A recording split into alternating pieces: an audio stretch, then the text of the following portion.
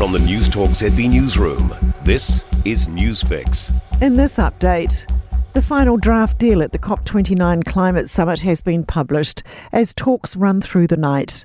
It details wealthier countries would contribute more than 500 billion New Zealand dollars a year by 2035 to help developing nations tackle climate change.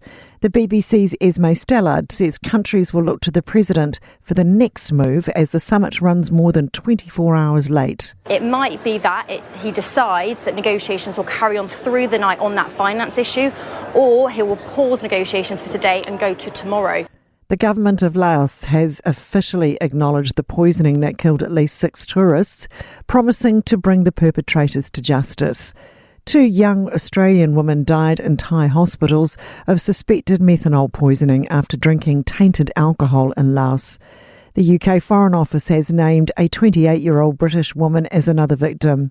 An American man and 2 Danes have also died, but their exact causes of death have not been released. 2 serious crashes in Auckland overnight have left 2 dead and others critically ill.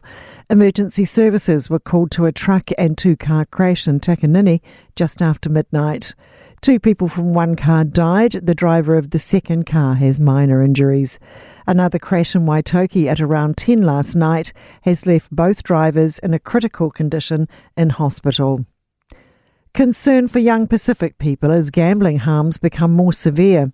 AUT's Pacific Islands Family Study show regular gaming as a teenager can predict these habits. It's been following nearly 1,400 infants for 20 years. Associate Professor Maria Bellringer says only a third have gambled, but 2 in 5 do so in a harmful way. More severe harms would be having increased credit card debt or having to sell personal items to get money to gamble. That's news. In sport, the All Blacks have produced an error-ridden 29-11 victory over Italy in Turin to finish their season with 10 wins and 4 losses. New Zealand led 17-6 at half-time, but were unable to score again until the 70th minute, with captain Scott Barrett and Anton Leonard-Brown yellow-carded in each half. Cam Roigard and Will Jordan scored in the first half, while Mark Talea and Beauden Barrett crossed in the final 10 minutes.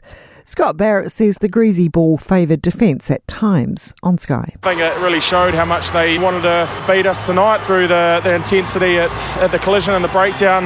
So hats off to them. We're a little bit sloppy and probably weren't up to, our standards and how we want to play the game.